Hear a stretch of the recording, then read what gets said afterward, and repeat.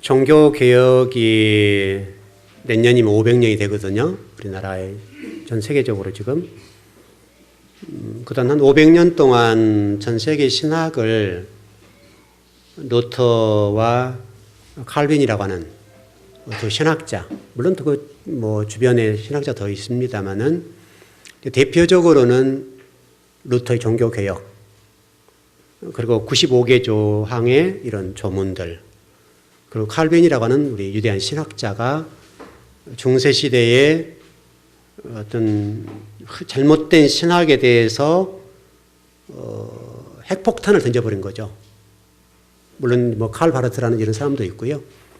여러 사람이 있는데 제가 일전에 한번 설교했던 것처럼 안디옥 학파와 알렉산드르 학파가 서로 공유하고 경쟁하고 공생관계를 이루었다고 한다면 지금보다 훨씬 더 신학이 발전했겠죠. 그래서 우리가 지금 보수와 진보라는 관점에서도 보수가 주어버려도 안 되고 진보만 있어도 안 되죠, 여러분. 그러니까 진보와 보수는 공존에 필요해요. 시대에 따라 조금 이렇게 어떤 어느 쪽이 더 우세하냐의 문제는 다른 문제고요. 이렇게 보수와 진보가 어느 한쪽으로 치우치면 안 돼요. 보수만 가도 안 되고 진보만 가도 안 돼요. 그래서 이렇게 보면 되겠죠. 우리 몸으로 보면 이 신체로 보일까요? 우리 신체 가운데 오른손잡이가 왼손잡이가 있죠. 저 같은 경우도 이제 오른손을 많이 쓰잖아요. 오른손을 많이 쓰기 때문에 아무래도 이쪽이 발달됐겠죠. 이쪽이 발달돼서 이 가슴이죠. 같은 가슴인데 이렇게 만져보면 이게 훨씬 잘 발달되어 있어요. 그렇게 돼 있죠. 근데 만일에 이렇게 보죠. 그래도 어느 정도 비율이 맞아야 되죠. 만약에 이게 이렇게 돼 있으면 어떻게 되겠어요? 이해되시죠, 여러분? 이렇게 되면 여기가 들어가고 이렇게 되면 이건 가분수고 뭐가 잘못됐죠. 그래서 조금 차이는 나지만 여기가 미미하게 차이 나죠. 왜냐하면 아무리 왼손보다 오른손을 많이 쓰니까 차이 날 수 있죠, 여러분. 차이 날 수 있어요. 어느 쪽이 좀 우세. 왼쪽 우리 한 집사님 왼손 쓰죠.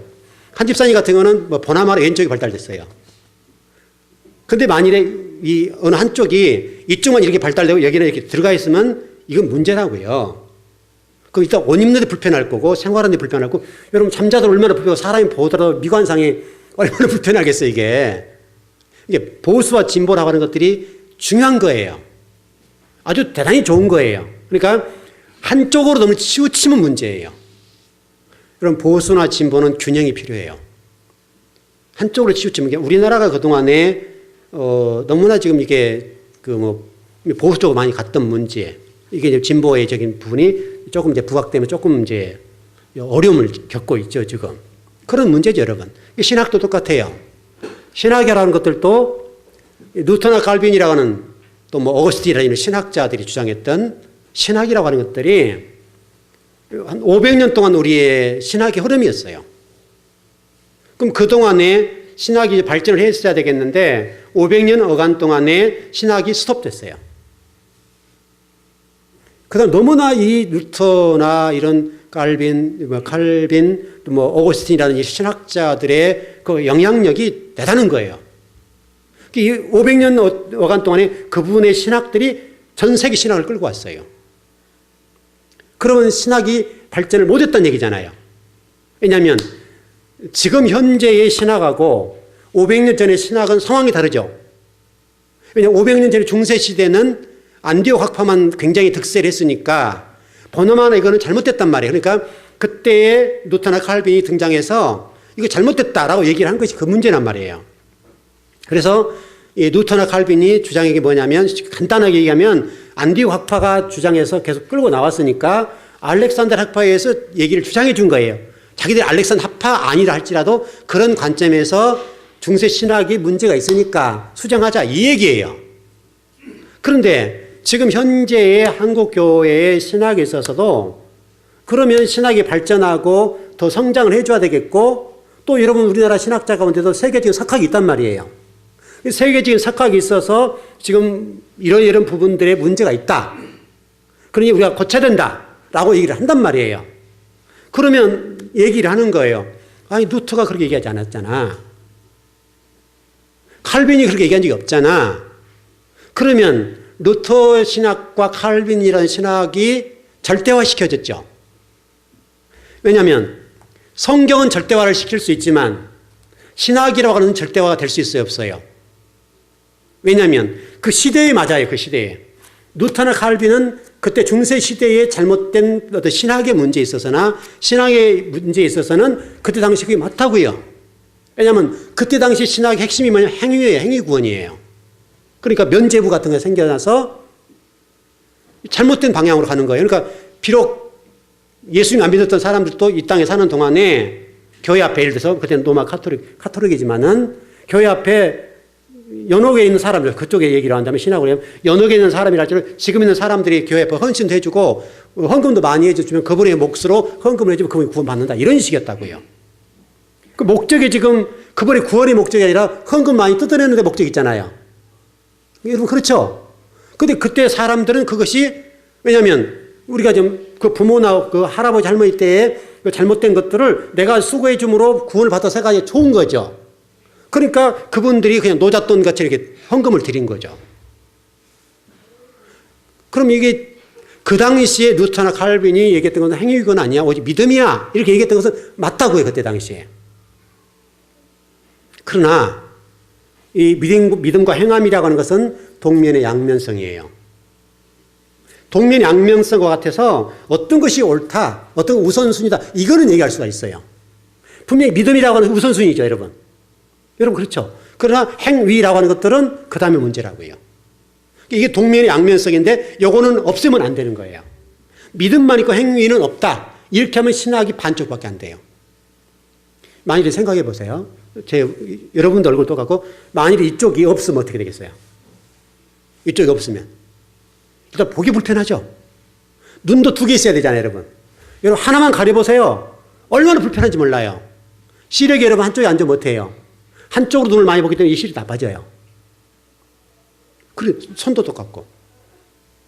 그러니까 지금 여러분 이제 우리 신학자들 가운데 이 루터나 칼빈이 주장했던 당시 종교개혁의 날개, 그분들이 주장했던 학설, 이런 것들에 관해서 뭐라고 얘기하는가 하면 제가 지금 그분들의 지금 강의 내용들과 그 세미나 했던 자료들을 제가 지금 받아놔서 지금 이게 입력해 놨어요.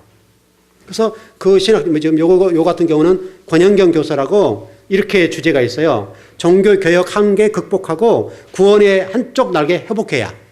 한쪽 날개만 있다는 게, 여러분, 날개라는 건 양쪽이 있어야 되잖아요.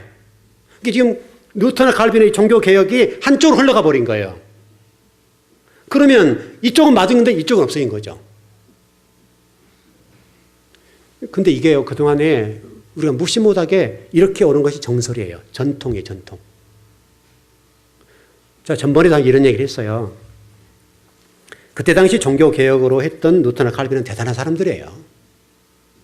그러나 그때 당시 이론 대단한 거지만은 지금 500년 지난 지금은 그분들을 절대화해서는 안 돼요. 발전해야 돼요. 제가 우리 신 목사님도 그 얘기하고 제가 그 제자 섬기는 교회 목사님한테 그 얘기를 했어요. 신 목사님도 그 얘기를 했어요. 목사님, 저를 통해 성경을 배우시는데 제가 되면 안 돼요. 목사님이 되셔야 돼요. 목사님이 저를 통해 배운 것과 플러스 알파를 시켜서 목사님 거를 만드세요. 여러분, 그래 안 그래요? 지금 제자 교회도 똑같은 얘기예요. 성도들이 힘들어하고 어려워하는 이유가 뭐냐면 그분은 그 노우 목사님이 가서 성경을 배워오거든요. 그분처럼 와서 똑같이 하는 거예요. 그러면 그분 목사님 건 있어요, 없어요? 제가 예를 들어서 어느 분들의 때로는 제가 연구도 하고 또 어느 분들 공부를 해요. 지금도 공부를 하면 그분하고 똑같이 가르치면 그분 거에 제 거예요. 그분 거죠. 근데 그분 거를 공부해가지고 제가 거기다 더 연구를 하고 첨가 플러스 알파를 시키면 그 누구 거예요? 그럼 제 거잖아요. 예를 들어서 우리 신학하는 신대원 학생들이 신대원에서 공부를 할 때 이제 설교를 해야 되잖아요. 설교를 해야 되면 설교를 할 때 어떻게 설교를 하겠어요? 학교에서 배운 것도 그대로 설교를 대부분 해요. 그러면 그것은 누구 거에 설교를 하는 거예요? 교수님 걸 하는 거예요. 여러분 이해되시죠? 그러니까 우리가 어떤 목회자도 똑같고 다 똑같은데 또 신학자도 똑같고 문제는 지금 현재 우리가 지금 성경을 공부하고 지금 성경의 기둥처럼 생각되는 이 모든 것들이 당시 종교개혁학자들의 수준에 딱 머물러 있어요.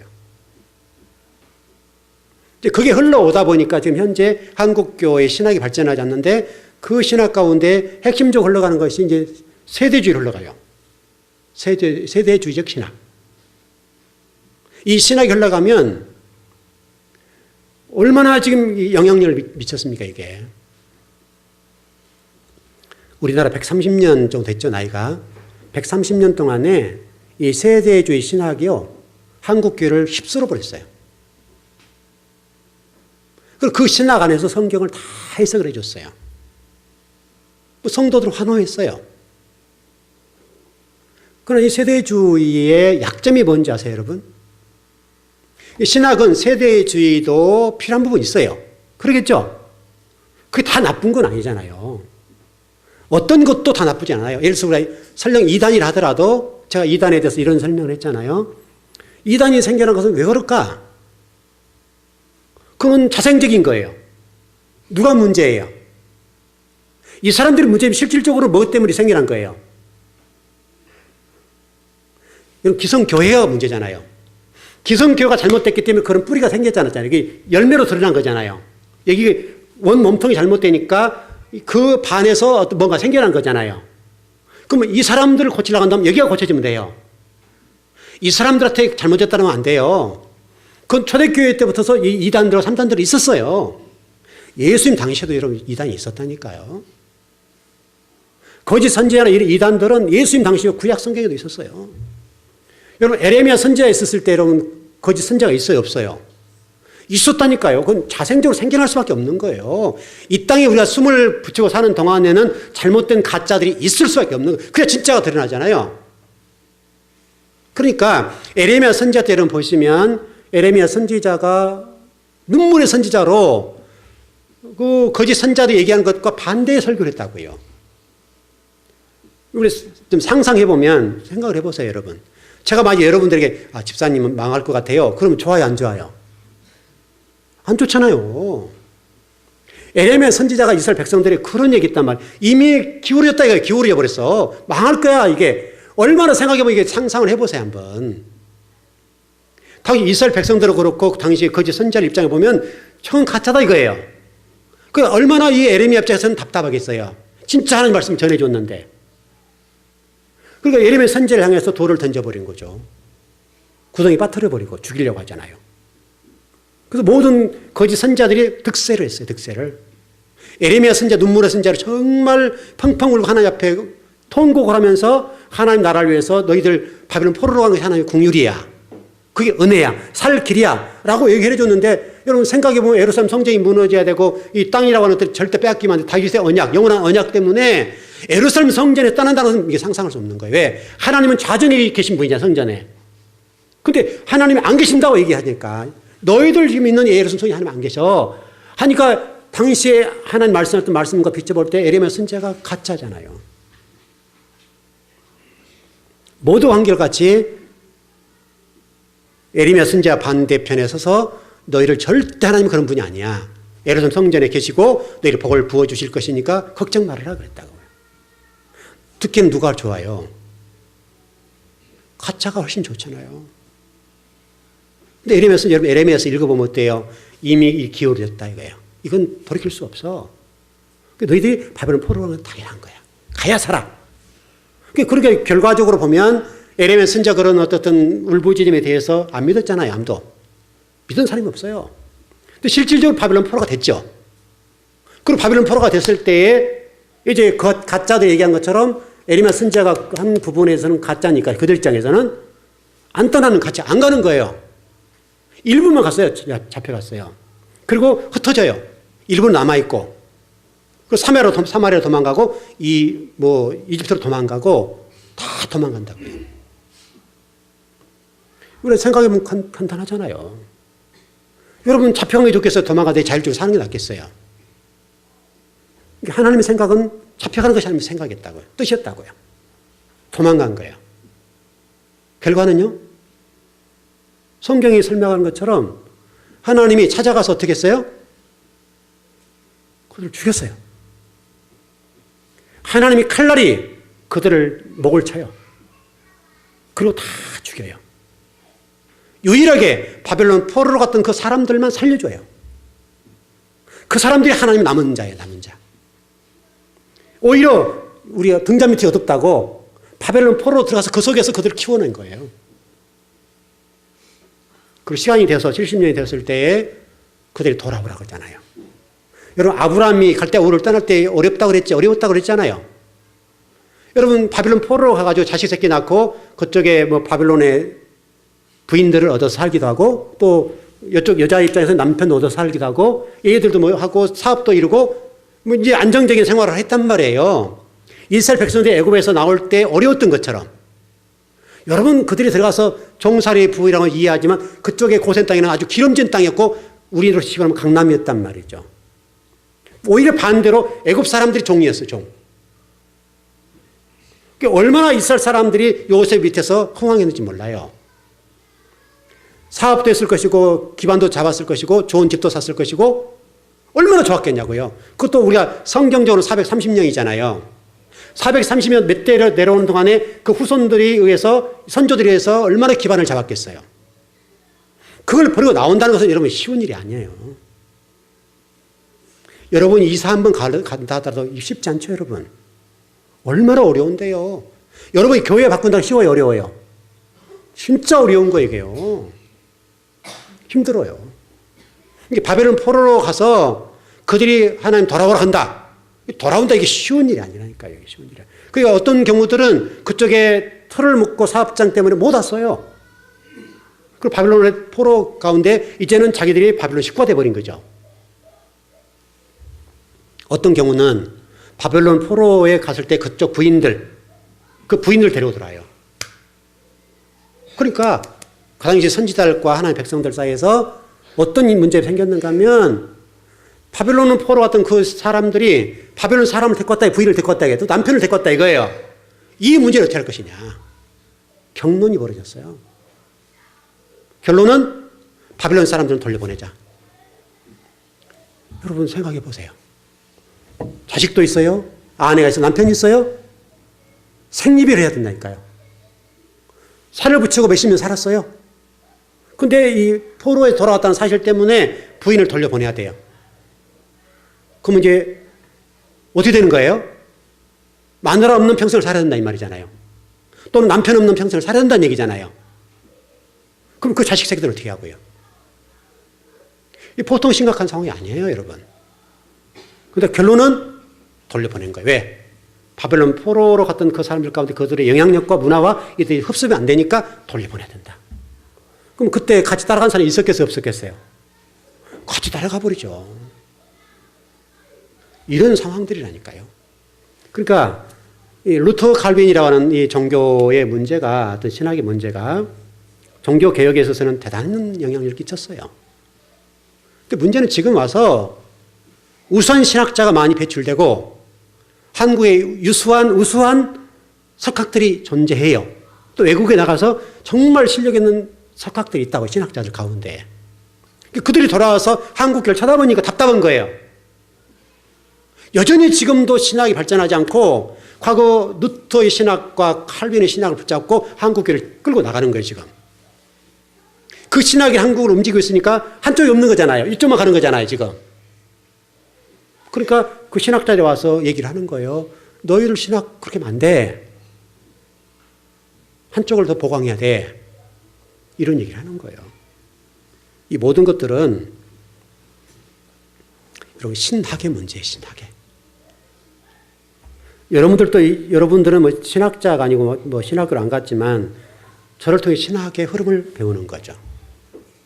여러분 제가 논리적으로 설명드리면 이해되셨죠? 이해됐잖아요. 그게 신학이에요, 신학.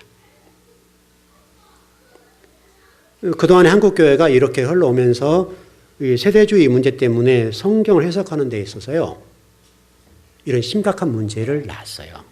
한쪽은 흘러가 버리니까. 그래서 우리 창세기 부분을 여러분 설명할 때 이제 문자 중심으로 해석을 하다 보니까, 여러분 문자 부분이 해석이 필요할 때 있죠? 여러분 시는 시로 풀어야 되죠?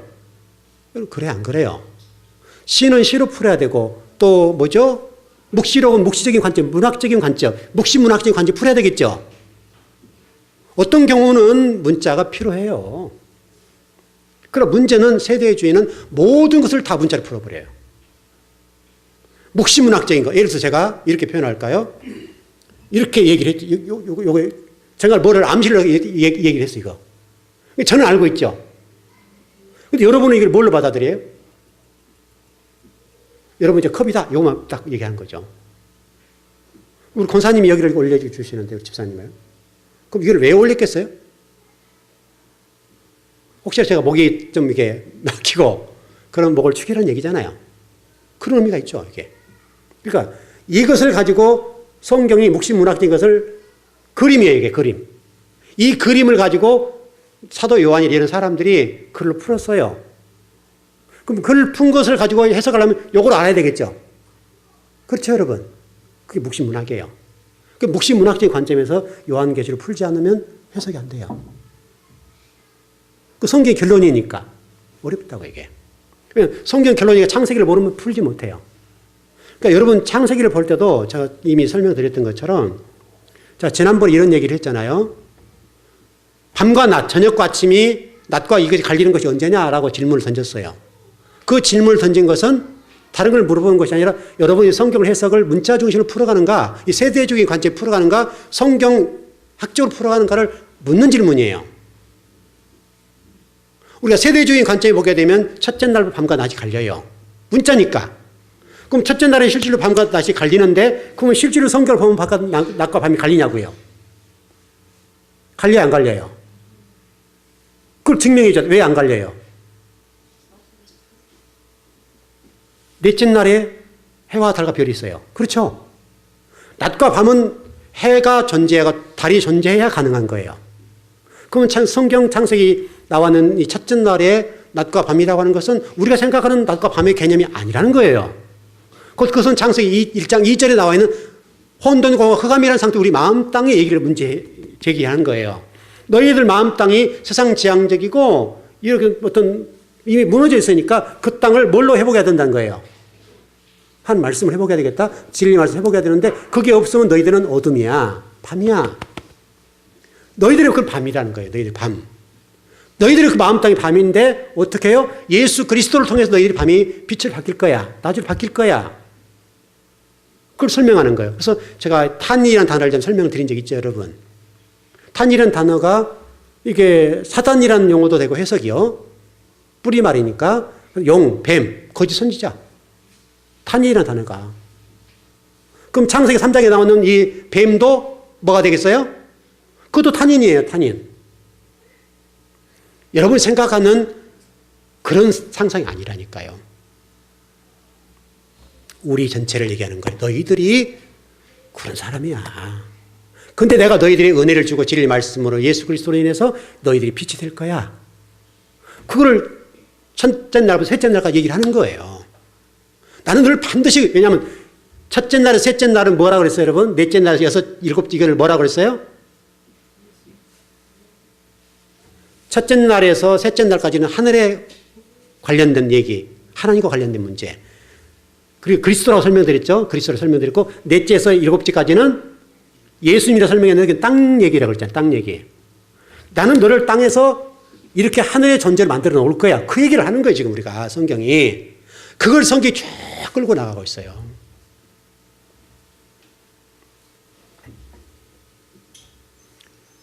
여러분, 그러니 얼마나 감사해요.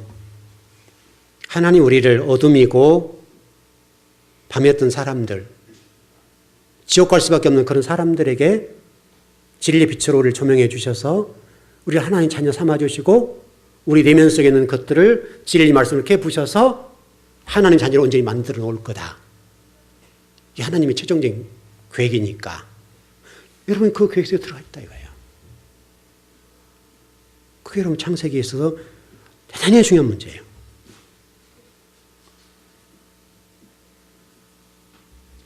그래서 여러분 우리가 창세기 1장에서 말씀하는 이 구원론의 문제가 로마서 1장 17절에 나와 있는 이 믿음의 문제, 오직 의인은 믿음으로 살리라라고 하는 이 말씀에 관해서 우리가 꼭 이것만 보고 있잖아요, 우리가. 근데 실제로 창세기 1장에서 이미 우리 구원의 문제를 다뤄놨다고요.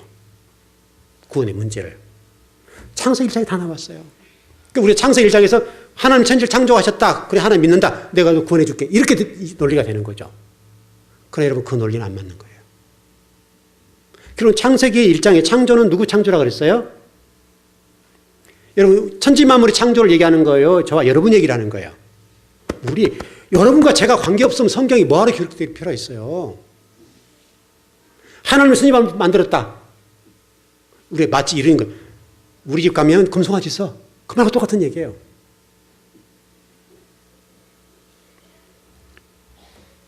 수천 년에 천지 창조한 것과 나와 무슨 상관이 있어요, 여러분? 여러분과 아무 상관없어요.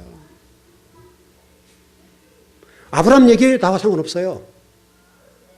아브라함 우리가 돼야 돼. 내가 돼야 돼요. 에레미야가 내가 돼야 되고, 그래야 그 말씀이 살아있는 말씀이에요. 근데 이게 세대주의는 그걸 해석이 안 돼, 그렇게는.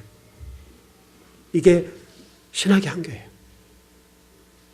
근데 지금까지도 이게 많은 목회자와 지금 한국 교회가 그런 식으로 가고 있어요. 그 안에서 한국 교회가 잘라지는 거예요. 막 잘라내버리고, 쳐부숴버리고. 여러분, 이렇게 한번 봐봐요. 만일에 우주 창조론과 빅뱅 이론이라고 본다면 창세기가, 왜 빅뱅 이론도 나오죠, 여러분, 창세기에? 과학자들이 그런 얘기를 하니까요. 요즘 가끔 과학자들이 빅뱅 이론으로 창세기의 천지 창조 문제를 풀어나가잖아요. 그런 논리를 본다고 하면 여러분, 이게 심각해져 버려요. 왜냐하면 뉴턴이라고 하는 물리학자가 누구 때문에 무너졌어요? 뉴턴이라는 물리학이 누구에 의해서 깨부셔져요? 아인슈타인, 여러분.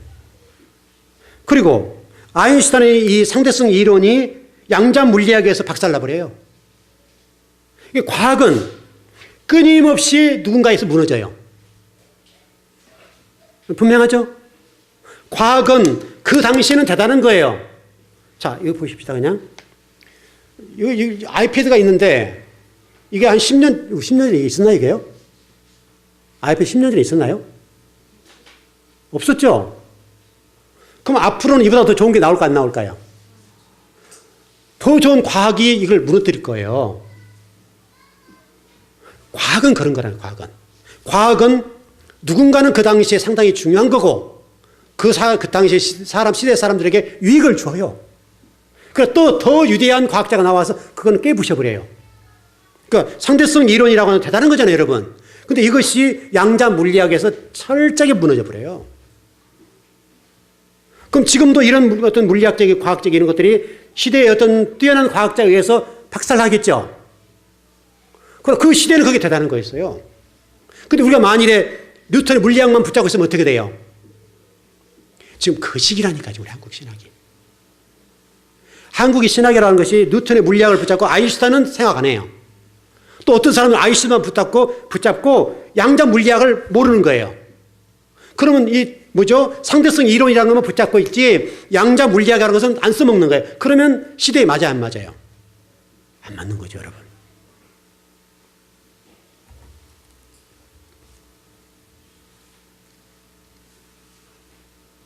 과학은 발전하기 위한 학문이에요. 과학은 발전해야 돼요. 누군가에서 또 발전해요. 그럼 신학은요? 신학은 누군가에서 발전해야 되겠죠. 왜? 결국은 신학이 발전해야 되는 얘기는 뭐냐면 이 성경 말씀을 누가 제대로 풀어주냐 문제잖아요. 신학이 핵심이 아니라, 여러분, 신학은 성경에서 나온 거죠. 이해되셨습니까, 여러분? 신학은 성경에 나왔기 때문에 신학이 우선해요, 성경이 우선해요? 성경이 우선하잖아요, 여러분. 성경이 핵심적인 거예요, 성경이. 그래서 우리가 성경으로 가자는 얘기, 성서신학적으로 가자는 얘기가 제 주장이에요. 왜?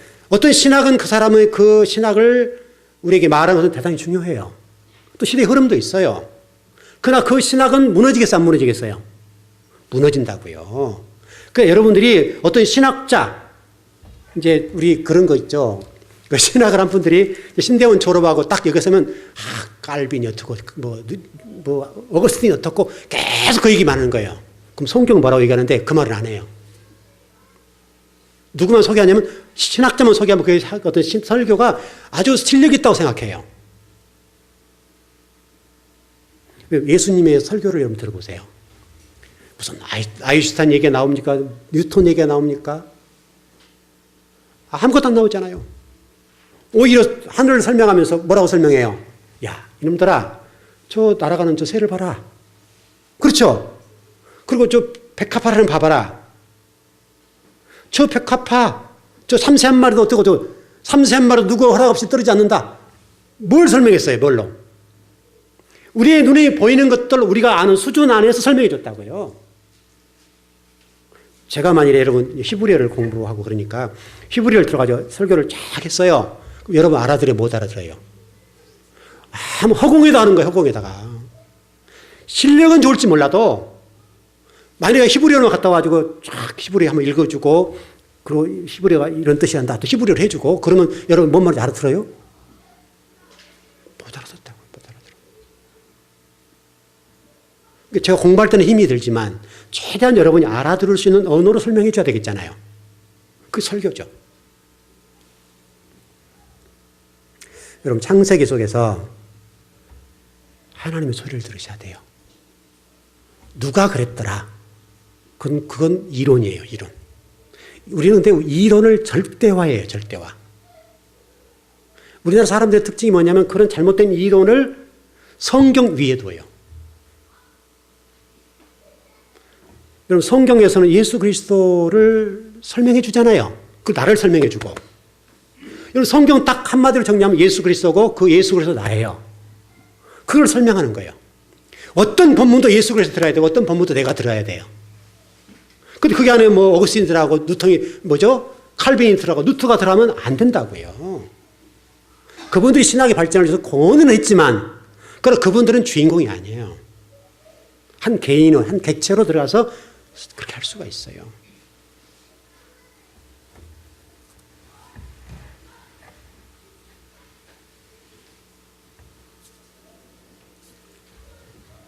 그래서 성경은 바울이 그런 얘기를 했죠.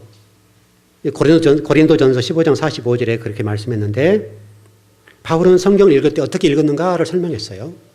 철저하게 기독론을 읽었다고 그래요. 기독론. 기독론이라는 예수 그리스도. 예수 그리스도의 관점에서 성경을 다 보는 거예요. 어떤 구절도 예수 그리스도. 그리고 나. 그게 바울이라는 신학자가 유리한 거예요. 그러니까 바울은 자기 신학을 얘기하는 것이 아니라 성경을 신학으로 얘기했어요. 여러분 그럼 하자가 없죠. 바울의 신학이 여러분 대단한 사람인데 그 사람은 자기의 이론을 얘기한 게 아니에요. 성경을 끌어다가 설명해 줬어요.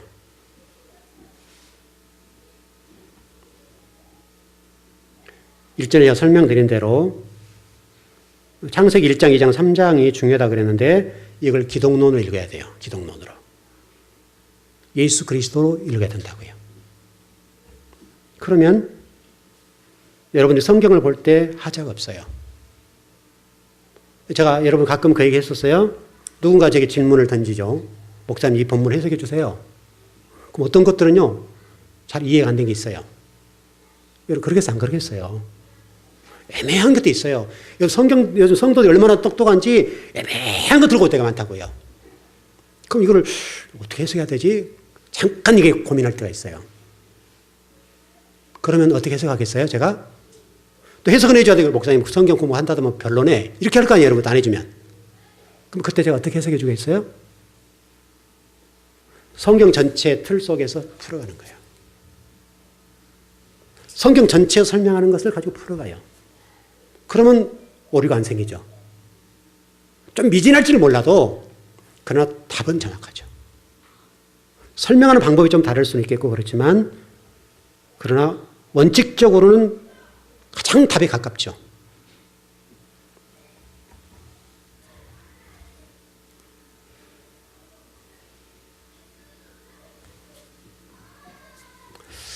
뭐 시간이 이거 어쩔까요? 이제 조금 이제 서러운 출발하는데 이게 안타까워요. 이렇게 하려고 한 2시간을 해야 이게 좀 조금 나가는데. 이제 좀 열받아 나가잖아요. 예, 그렇죠. 이제 그동안 공부했던 거를 복습하는 수준이잖아요, 지금. 지금 새로 나가야 되는데 이게.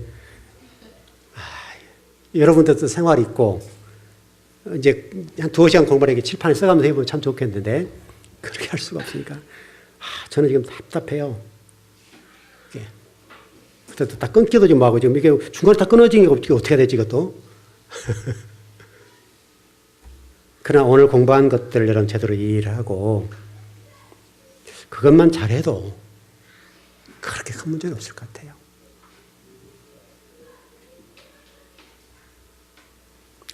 여러분, 어떤 신학자를 붙잡지 말고, 어떤 신학을 붙잡지 말고, 저도 신학을 했잖아요. 저도 누구 못지않게 신학을 한 사람인데요.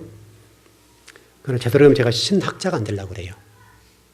성경을 해석하는 사람이 되려고 그래요. 제가 신학자가 되면 안 되잖아요.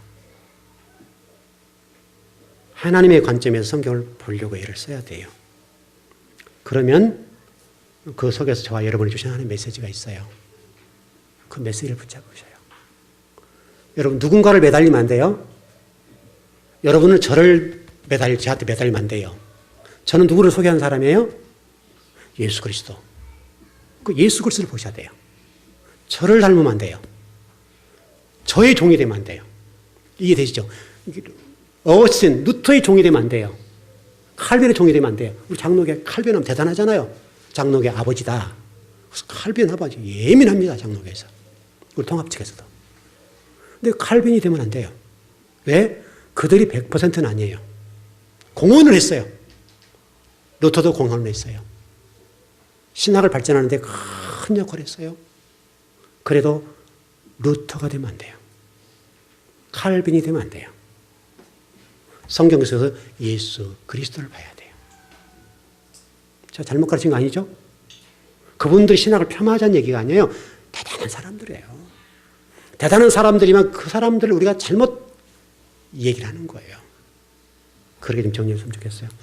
어떻든 좀 조금 복습 차원에 좀 하다가 와버렸는데, 뭐, 그건 어쩔 수 없어. 뭐, 이건 잘 아는 게 중요하니까, 한 번이라 제대로 아는 게 중요하니까, 다음 주일날 좀 더 나가보죠. 예, 기도하겠습니다.